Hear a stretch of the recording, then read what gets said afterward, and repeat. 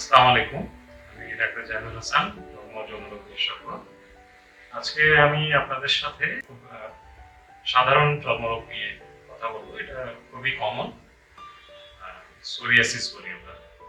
এই সোরিয়াসিসটা সাধারণত আমাদের শরীরের যে কোনো জায়গায় হয়, বিশেষ করে মাথায়, হাত পায়ের তালুতে, কনুইতে, হাঁটুতে, কোমরের পেছন দিকে।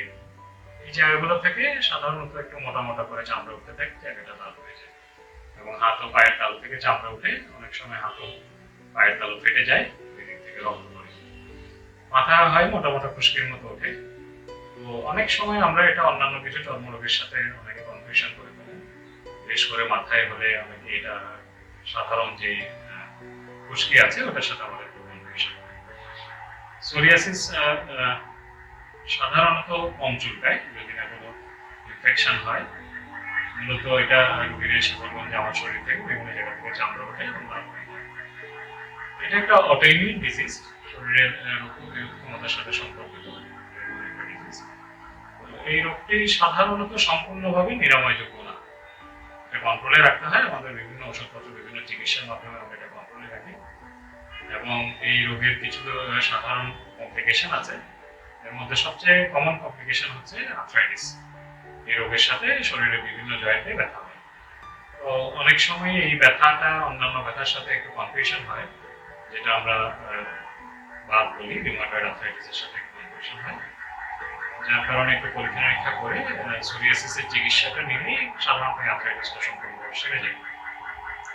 এছাড়া কারো কারো ক্ষেত্রে এটা পুরো শরীরেই ছড়িয়ে যায়, তখন আমরা ইরেথ্রোডার্মা বলি। এবং কারো কারো ক্ষেত্রে পুজ হয়ে যায় এই স্থানগুলোতে, তখন আমরা ভাস্কুলার সোরিয়াসিস বলি। সাধারণত এইসব ক্ষেত্রে কিছু কিছু ওষুধ আমাদের বন্ধ রাখতে হয়, রোগীরা এইসব ওষুধগুলো খেতে পারে না। বিশেষ করে স্টেরয়েড জাতীয় ওষুধ এবং প্রেশারের ওষুধের মধ্যে beta blocker, calcium channel blocker, এই ওষুধগুলো আমরা বন্ধ রাখি। তো সাধারণত যেটা ভুল হয় রোগীদের ক্ষেত্রে, ফার্মেসিতে গিয়ে অনেক সময় এই ওষুধের ক্ষেত্রে এই রোগের জন্য গেলেই ওরা অ্যালার্জি যে ইনজেকশন নামে পরিচিত ডায়ালন, যেটা অ্যামসিলোনন এসিটোনাইন ইনজেকশনটা আছে, ইনজেকশনটা দোকান থেকে নিয়ে নেন। তখন এটার কমপ্লিকেশন গুলো বেড়ে যায়।